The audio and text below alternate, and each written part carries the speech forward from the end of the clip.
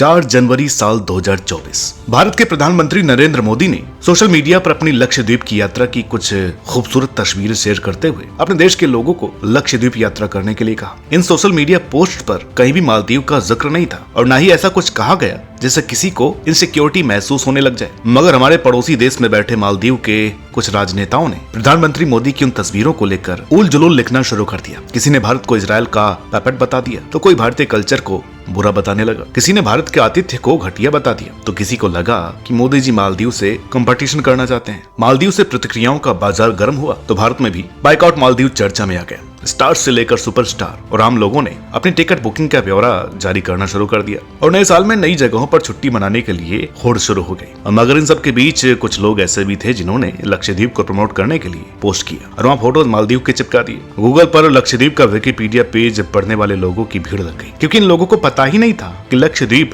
कहाँ है, कैसे दिखता है और किस तरह वहाँ पर पहुंच सकते हैं। लक्षद्वीप की कहानी और इसका इतिहास आज भी भारत में बहुत कम लोग ही जानते हैं और अगर आप किसी प्रदेश की यात्रा करना चाहते हैं तो उस जगह की हर बात के बारे में जानकारी हासिल करना बहुत जरूरी होता है और अगर वो जगह लक्षद्वीप की तरह हो तो सब कुछ पता करने में ही समझदारी है। तो चलिए दोस्तों, आज के इस वीडियो में हम आपको भारत के एक बहुत ही खूबसूरत और आकर्षक प्रदेश की यात्रा पर ले चलते हैं और आपको वो सब कुछ बताते हैं जो यात्रा से पहले आपके लिए जानना जरूरी है।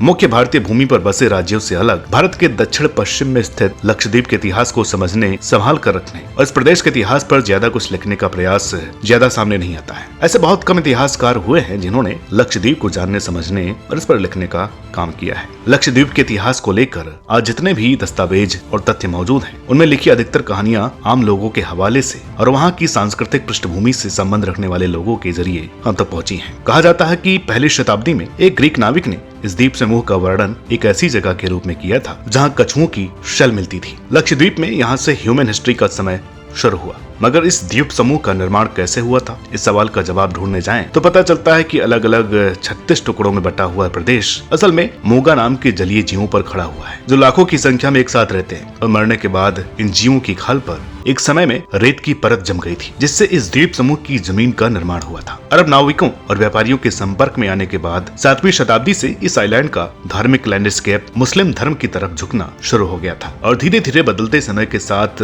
इस द्वीप समूह के लोगों ने इस्लाम धर्म को मानना शुरू कर दिया था। आज की तारीख में लक्षद्वीप की लगभग 96% जनसंख्या मुस्लिम धर्म से जुड़ी हुई है। 1100 ईस्वी से लक्षद्वीप में कुछ छोटे बड़े हिंदू राजाओं और उनके साम्राज्य का शासन भी देखने को मिलता है जो ज्यादा समय तक लगातार कायम नहीं रह पाए थे और इस प्रदेश के स्ट्रक्चर को किसी भी तरह से प्रभावित करने में असफल रहे थे। 13वीं शताब्दी में मार्को पोलो अपने लेखों में किसी फीमेल आइलैंड का जिक्र करते हैं जिसके बारे में बहुत से लोगों का मानना है कि मार्को पोलो ने लक्षद्वीप को ही फीमेल आइलैंड बताया है। अगर यह बात सही है तो फिर मार्को पोलो को हम वह पहला यूरोपीय व्यक्ति मान सकते हैं जिन्होंने लक्षद्वीप को जानने, समझने और इसके बारे में जानकारी जुटाने का प्रयास किया था। 15वीं शताब्दी के आखिरी कुछ सालों में वास्को डिगामा को भारत को समुद्री मार्ग से खोजने में सफलता प्राप्त हुई थी और कहा जाता है कि इस यात्रा में एक समय वो लक्षद्वीप पर कदम रखने वाला पहला पुर्तगाली व्यक्ति भी बन गया था जिसके बाद पुर्तगाली लोगों का अधिकार इस प्रदेश के बड़े क्षेत्र पर लंबे समय तक कायम रहा। साल 1545 तक लक्षद्वीप पर रहने वाले लोगों के विरोध के कारण पुर्तगालियों को अपनी इस कॉलोनी को छोड़ना पड़ा जहां आगाती और मिनिकॉय जैसी जगहों पर पुर्तगालियों ने लक्षद्वीप छोड़ने से पहले कुछ किले और चर्च का निर्माण करवा दिया था। 5वीं शताब्दी में लक्षद्वीप पर बौद्ध धर्म का प्रभाव सबसे ज्यादा माना जाता है। बौद्ध जातक कथाओं में भी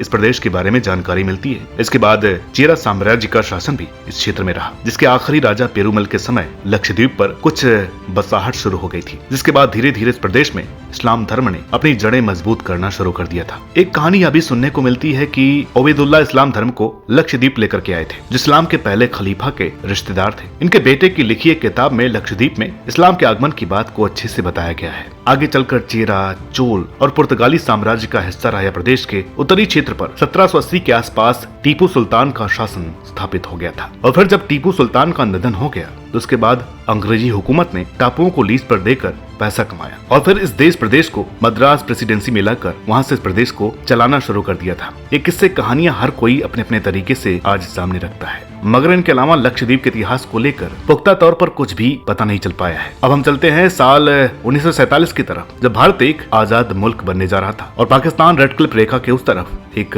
अलग देश बन गया था। मगर उस समय तक लक्षद्वीप किस तरफ जाएगा इस बात पर विचार नहीं हुआ था। सर रेड क्लिफ द्वारा बनाए गए नक्शे में लक्षद्वीप लक्षद्वीप की सीमा का निर्धारण नहीं किया गया था, यानी कि अंग्रेजी हुकूमत ने लक्षद्वीप का फैसला किस्मत के भरोसे पर छोड़ दिया था। भारत को एकजुट करने का दारोमदार और इस देश को बड़ा या छोटा बनाने का काम उस समय सरदार पटेल के हाथों में था, जो जिन्ना की मानसिकता से परिचित थे। उन्हें शायद यह बात मालूम थी कि लक्षद्वीप को किसी न किसी तरह जिन्ना जरूर हड़पने की कोशिश करेगा, क्योंकि इस प्रदेश में मुस्लिम पॉपुलेशन ज्यादा है। भारत में जब कोई भी लक्षद्वीप को लेकर ज्यादा सोच विचार नहीं कर रहा था, तब सरदार पटेल की दूरगामी सोच ने यह समझ लिया था कि भविष्य में किस तरह यह प्रदेश भारत के लिए मददगार साबित हो सकता है, और अगर यह प्रदेश पाकिस्तान की तरफ चला जाता है तो इससे भारत को कितना नुकसान हो सकता है। लक्षद्वीप उस समय आदिवासी लोगों वाला प्रदेश था, जिन्हें भारत और पाकिस्तान कोई सूचना नहीं थी और न ही उन्हें इस दुनिया से कोई मतलब ही था। लक्षद्वीप में वार की सूचनाएं प्राप्त करने के लिए भी कोई तकनीकी व्यवस्था नहीं थी, और इसलिए जब गांधी जी की हत्या हुई तो ऐसा कहा जाता है कि यह सूचना लक्षद्वीप के लोगों तक पहुंचने में 14 दिनों का समय लग गया था। ऐसी स्थिति में लक्षद्वीप भारत और पाकिस्तान की होड़ के बीच बिल्कुल बेफिक्र था और यहाँ के लोगों के लिए अपनी जमीन ही अपना देश था। ऐसे में सरदार पटेल ने मुदालियर ब्रदर्स के नेतृत्व में भारतीय नेवी को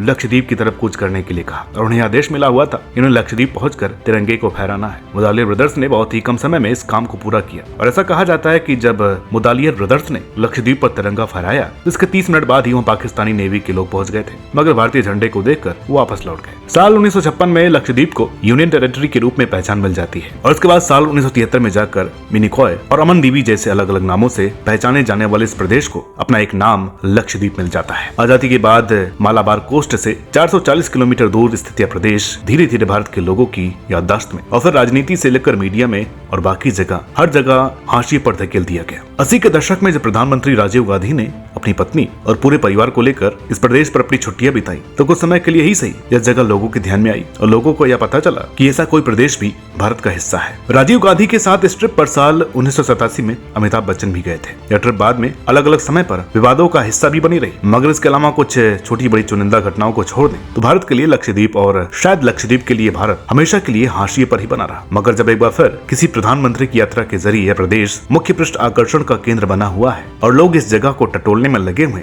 तो चलिए फिर आपको कुछ ऐसी जरूरी बातें बताते हैं जो हमें अपनी रिसर्च में पता चली है। आज की तारीख में जिस क्षेत्र को हम लक्षद्वीप बताते हैं वो दरअसल 36 अलग अलग टुकड़ों में बटा हुआ एक ऐसा क्षेत्र है जो अरब सागर में मौजूद है और जिसका एक टुकड़ा समुद्र में डूब गया है। लक्षद्वीप की कुल भौगोलिक लंबाई 32 किलोमीटर है और 2011 की जनगणना के अनुसार इस जगह पर लगभग 64,000 लोग ही रहते हैं। लक्षद्वीप के 36 अलग अलग द्वीपों में से 10 द्वीप ऐसे हैं जहाँ पर कोई व्यक्ति रहता है। कवराती लक्षद्वीप की राजधानी और प्रदेश भारत का सबसे छोटा केंद्र शासित प्रदेश है जो केरल हाई कोर्ट के अंडर आता है। जिसेरी डायलेक्ट के साथ मलयाली और दिव्यही भाषाएं इस क्षेत्र में सबसे ज्यादा बोली जाती हैं और सुन्नी मुसलमानों की संख्या यहाँ पर सबसे ज्यादा है। कल्चर की बात करें तो केरल के करीब होने के कारण लक्षद्वीप में साउथ इंडियन कल्चर को सबसे ज्यादा तवज्जो मिलती है। फिशिंग और कोकोनट कल्टीवेशन का काम यहाँ के लोग सबसे ज्यादा करते हैं। एडमिनिस्ट्रेशन की बात करें तो भारतीय संविधान के आर्टिकल 239 के आधार पर लक्षद्वीप के लिए राष्ट्रपति द्वारा एक एडमिनिस्ट्रेटर का चुनाव किया जाता है। साल 2020 में प्रफुल्ल पटेल को लक्षद्वीप का नया एडमिनिस्ट्रेटर चुना गया था। साल 1974 में बांगाराम अटोल के खुलने के साथ ही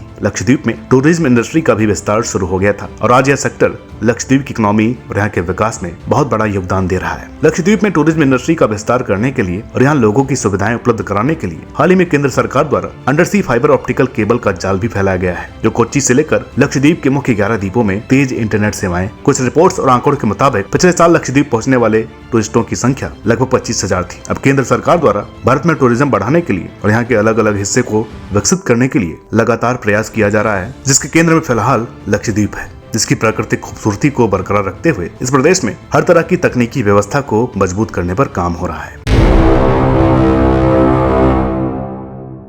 लक्षद्वीप भारत के लिए ऐतिहासिक पृष्ठभूमि के आधार पर क्या महत्व रखता है ये तो आपने समझ ही लिया है, मगर आधुनिक युग में भी भारत की स्थिति को अरब सागर में मजबूत बनाने के लिए और वहाँ भारतीय नेवी को ठिकाना देने के लिए लक्षद्वीप बहुत ही जरूरी जगह है, जहाँ से भारत अरब सागर के एक बड़े हिस्से पर आसानी से नजर आ सकता है। और इसके साथ ही लक्षद्वीप के कारण भारत का अधिकार इसके आसपास उपलब्ध होने वाली बहुत सी मूल्यवान समुद्री चीजों पर भी बन गया है, जिससे आर्थिक तौर पर भी भारत को मदद मिलती है। लक्षद्वीप में फिलहाल सिर्फ एक ही एयरपोर्ट मौजूद है जो अगाती में है, मगर अब धीरे धीरे यहाँ पर लगातार अलग अलग जगहों पर एयरपोर्ट्स बनाने की कोशिशें हो रही हैं और टूरिज्म को बढ़ाने के लिए भी केंद्र सरकार द्वारा अलग अलग तरीके से प्रयास किए जा रहे हैं। इसी साल जब प्रधानमंत्री मोदी लक्षद्वीप की यात्रा पर थे वहाँ पर उन्होंने 1156 करोड़ रुपए के प्रोजेक्ट्स को पास किया था। इससे पहले लक्षद्वीप के एडमिनिस्ट्रेटर भी ये बता चुके हैं कि उनका मकसद लक्षद्वीप को वर्ल्ड क्लास टूरिज्म प्लेस बनाना है। लक्षद्वीप भले ही समुद्री पानी के बीच में मौजूद है, लेकिन यहाँ पर स्वच्छ पानी पीने की समस्या हमेशा से रही है, जिसे दूर करने के लिए केंद्र सरकार इजराइल की मदद से एक प्रोजेक्ट पर काम कर रही है। साथ ही 2026 तक रतन टाटा के नेतृत्व में यहाँ पर रेस्टोरेंट और होटल्स भी ओपन होने वाले हैं, जिनमें हर तरह की वर्ल्ड क्लास सुविधाएं उपलब्ध कराई जाएंगी। इसके अलावा लक्षद्वीप में हाल के दिनों में पहला battery backup solar power plant भी बनाया गया है, जो करावती में स्थित है। साथ ही आंगनबाड़ी केंद्र, हेल्थ केयर सेंटर और अलग अलग चीजें भी सेटअप हो रही है। लक्षद्वीप में प्राकृतिक खूबसूरती बेहतरीन है, पॉवर्टी रेट भी बिल्कुल ना के बराबर है और क्राइम की घटनाएं भी बहुत कम ही सुनने को मिलती हैं। और ये सभी कारण और यहाँ का सुंदर कल्चर और अच्छे लोग लक्षद्वीप को टूरिज्म इंडस्ट्री हब बनाने के लिए एक बेहतरीन जगह बनाते हैं। मगर इन सब के अलावा कुछ चुनौतियां भी हैं जो लक्षद्वीप को अपनी पोटेंशियल के अनुसार विकसित होने के रास्ते में रुकावट बनी हुई है और आगे भी बड़ा चैलेंज बन सकती है। चलिए, अगर आप लक्षद्वीप की यात्रा करना चाहते हैं तो कौन कौन सी जरूरी बातों का ध्यान आपको रखना चाहिए, उसके बारे में विस्तार से बताते हैं। एक रिपोर्ट के अनुसार पिछले साल लक्षद्वीप विजिट करने वाले लोगों की कुल संख्या 25,000 थी और आंकड़े बताते हैं कि साल 2007 से अभी तक हर साल औसतन 7 से 9,000 लोग लक्षद्वीप की यात्रा करते हैं। अगर आप लक्षद्वीप जाना चाहते हैं तो आपको पहले कोच्चि पहुंचना होता है, क्योंकि भारत में किसी और जगह से सीधे लक्षद्वीप पहुंचने का कोई मार्ग अभी तक नहीं बन पाया है। कोच्चि पहुंचने के बाद आपके पास 2 रास्ते होते हैं। आप जल मार्ग और हवाई मार्ग दोनों रास्तों के जरिए लक्षद्वीप पहुंच सकते हैं। अगर आप हवाई मार्ग से यात्रा करते हैं तो कोच्चि से सिर्फ एक हवाई जहाज ही लक्षद्वीप जाती है, जो 90 मिनट में आपको मंजिल तक पहुंचा देती है और इसके लिए आपको लगभग 10,000 रुपए खर्च करने होते हैं। दूसरी तरफ लक्षद्वीप के लिए 6 से 7 शिप्स हैं जो कि आपको लक्षद्वीप पहुंचा देती हैं। इस यात्रा में आपको 15 घंटे का समय लग सकता है। यात्रा शुरू करने से पहले आपको प्रवेश परमिट फॉर्म फिल करना होता है, जिसकी शुल्क 50 रुपए होती है और ये आपको प्रशासक के पास जमा करवाना होता है। और आप भारतीय हैं तो आपको इस परमिट के लिए पुलिस क्लियरेंस प्रमाण पत्र भी जरूरी होता है, जो आपको आगे लक्षद्वीप में जमा करवाना होता है और उसके बाद ही आप अपने हिसाब से वहां पर रुक सकते हैं। परमिट की आवश्यकता को सरकार ने लक्षद्वीप में रहने वाली जनजाति और वहाँ के लोगों की सुरक्षा को पुख्ता करने के लिए शुरू किया था। और साथ ही दूसरा कारण ये भी है कि लक्षद्वीप एक बिल्कुल ही सेंसिटिव नेचुरल प्लेस है, जहाँ पर बहुत सी चीजें ले जाना और मंगाना यहाँ की प्राकृतिक खूबसूरती को नुकसान पहुंचा सकती है। पूरी तरह से प्रकृति की सुंदरता से घिरे इस क्षेत्र में विशाल बिल्डिंग्स और लगातार चल रहे निर्माण कार्यों को रोकने के लिए भी प्रयास किया गया था, क्योंकि कुछ विशेषज्ञों का मानना है कि मालदीव की तरह लक्षद्वीप को टूरिज्म हब बनाने की कोशिश इस क्षेत्र को बहुत बड़ा नुकसान पहुंचा सकती है। अगर आप सभी प्रक्रियाओं को पूरा करने के बाद लक्षद्वीप पहुंच जाते हैं तो आप वहां पर कवाराटी आइलैंड, लाइट हाउस, मस्जिद, अगाटी और बंगाराम जैसी खूबसूरत जगहों पर जा सकते हैं। साल 1987 में गांधी परिवार अपने कुछ दोस्तों के साथ बंगाराम आइलैंड पर छुट्टियां मनाने के लिए पहुंचा था, जिसे लेकर बाद में विवाद शुरू हुआ था, जिसका एक कारण INS विराट का इस्तेमाल करना भी था, जिसे 10 दिनों के लिए अरब सागर में ले जाया गया था। इन सब के अलावा वर्तमान में जब केंद्र सरकार लक्षद्वीप को मालदीव की तर्ज पर डेवलप करने पर ध्यान दे रही है, तो कुछ लोगों को यह भी डर लग रहा है कि टूरिज्म इंडस्ट्री यहाँ के सेंसिटिव इकोलॉजिकल सिस्टम को खराब कर सकती है। स्टडीज बताती है कि लक्षद्वीप को अगर शांत और स्वतंत्र छोड़ दिया जाए तो भी इस प्रदेश को अपने सबसे अच्छे स्तर पर लौटने में और यहाँ की प्राकृतिक सुंदरता, जीवों की संख्या और बायोडायवर्सिटी सिस्टम को मजबूत बनने में 30 सालों का समय लग सकता है। और अगर ऐसे में लगातार यहाँ पर हो रहे प्राकृतिक और तकनीकी परिवर्तन लक्षद्वीप को गहरे गर्त की तरफ ही धकेलते हुए नजर आ रहे हैं, इसलिए सरकार को चाहिए कि वो यहाँ पर सोच समझकर संसाधनों को इस तरह विकसित करे जिससे यहाँ की प्राकृतिक स्थिति पर नेगेटिव इम्पैक्ट ना पड़े। रिपोर्ट्स के मुताबिक लक्षद्वीप के 36 में से 11 आइलैंड इरोडेड हो चुके हैं और अगर यहाँ पर सोलर पैनल जैसी सुविधाएं भी उपलब्ध करवाई जाती हैं तो वहाँ के लोगों के लिए फिशिंग के कारोबार में और तैरने वाले जीवों के लिए नुकसानदायक साबित हो सकती है, जिससे यहाँ की व्यापारिक और जीव विविधता दोनों पर खतरा मंडरा सकता है। इसके अलावा बढ़ते टूरिज्म कचरे का निपटारा करने की समस्या भी बढ़ जाएगी और गोवा की तरह यहाँ के बीचेस पर भी हालत के खराब होने का खतरा बढ़ जाएगा। लक्षद्वीप भारत में स्थित बहुत ही खूबसूरत प्रदेश है, जो देश के आर्थिक और युद्ध क्षेत्र में बहुत ही उपयोगी साबित हो सकता है। चीन के बढ़ते दबदबे को अरब सागर में कम करने के लिए और यहाँ अपनी स्थिति मजबूत करने के लिए लक्षद्वीप बहुत ही अच्छी जगह है। साथ ही इसकी प्राकृतिक खूबसूरती और बेहतरीन वातावरण टूरिज्म के लिए भी अच्छा है। मगर किसी दूसरे देश के साथ रेस में कूदने से पहले मैं जरूर समझ लेना चाहिए कि लक्षद्वीप की क्षमताएं क्या है और यह क्षेत्र विकास के किस स्तर तक खुद को बनाए रखने में कामयाब हो सकता है। मालदीव से कंपटीशन की अंधी दौड़ में हम अपनी जगह और अपने भारत के अभिन्न हिस्से के साथ जबरदस्ती तो नहीं कर रहे हैं, इसका ध्यान रखना बहुत जरूरी है, क्योंकि अगर हम ऐसा करते हैं इससे चाइना को बहुत ही जरूरी मजबूती अपने लक्ष्य को हासिल करने में मिलती है, जो हर तरह से भारत को घेरने और तोड़ने की कोशिश में लगा हुआ है। इस उम्मीद के साथ कि आपको नारद टीवी अपनी बात समझाने में सफल रही और आप इस बात पर विचार करते हुए लक्षद्वीप को लेकर के अपना फैसला करेंगे। आज के इस वीडियो में इतना ही, मिलता है आपसे अगली वीडियो में, तब तक के लिए नमस्कार।